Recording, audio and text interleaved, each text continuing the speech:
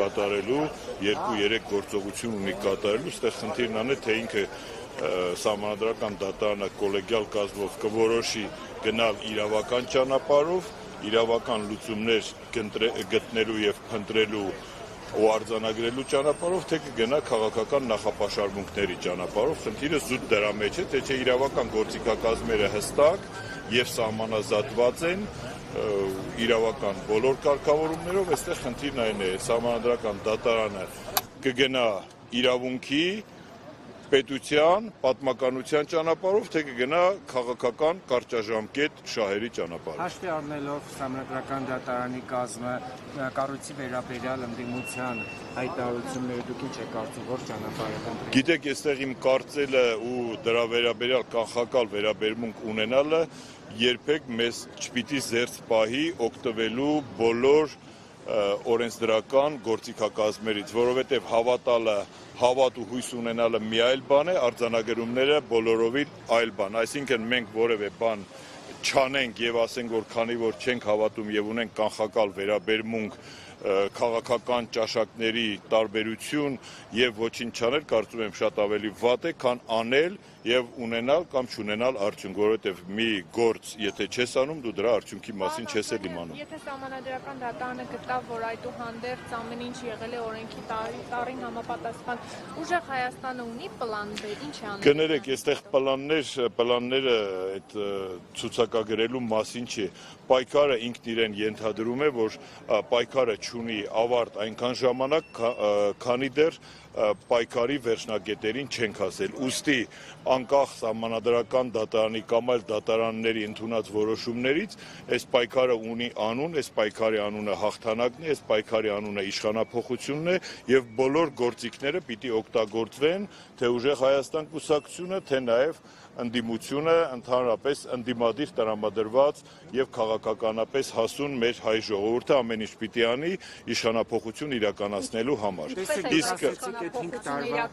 գիտեք, ամեն մարդ յուրով է պատկերացնում, գուցե իմ կարծիքը այս պահին կանխակալ կամ շատ սուբյեկտիվ կհնչի,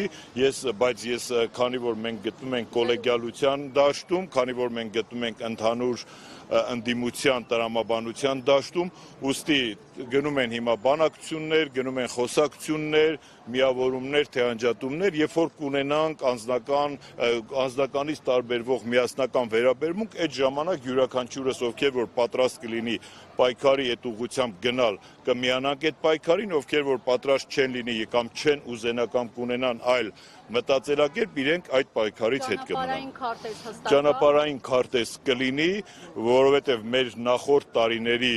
դառը փորձերն ու ունեցած տապալումները գալիս են ենթադրելու, որ այստեղ եւ ներգրավված են փորձառու քաղաքական ուժեր եւ նոր քաղաքական ուժեր տարբեր փորձառությունների, ուստի ես կարծում եմ ռացիոնալ ու ճիշտ եզրահանգման կհանգենք նաեւ ճանապարհային քարտեզ ունենալու վերաբերյալ։ Դուք նախ ասացիք, որ այս ամենի եզրահանգումը պետք է լինի հաղթանակը, պայքար կա, այդ խոսույթը հանրությունը մենք լրագրողներս լսում ենք տարիներ շարունակ, բայց արդյունք որպես այդպեսին չի լինում, ինչն է Գիտեք, պայքարին փոխարինող այլ խոսույթ դեռ մարդկությունը չի հնարել։ Եթե ուզում ես հասնել ինչ-որ բանի, պիտի պայքարես եւ ընտրես, կներեք, պրպտաս, ընտրես ամենառացիոնալ, ամենաճիշտ լուծումը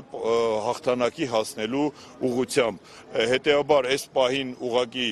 թևաթափ լինել եւ ասել, որ քանի որ նախորդ տարիներին տապալվել է, չի հաջողվել, ինչ որ բաներ նաեւ հաջողվել են, ինչ որ բաներ չեն հաջողվել, պայքարի տարբեր փուլ, տարբեր ժամանակաշրջան ենթադրում ու թելադրում է իր գործիքակազմերը, իր մտածելակերպը ժողովրդի կողմից ունեցած իր վերաբերմունքը։ Հիմա չի ստացվում, որ պտիչքի համար է դիրվել սահմանադրական դատարան։ Չէ, էլի եմ ասում, եթե մենք նախապես սահմանադրական դատարանի վերաբերյալ ունենք կանխակալ վերաբերմունք, ձեր ասածը լրիվ տրամաբանության մեջ է եւ պտիչքի համար է, բայց չդիմել եւ ասել, քանի որ պտիչքի համար է, կարծում եմ ամենաճիշտ ու ռացիոնալ լուծումը չէ, Հայլակ ջան։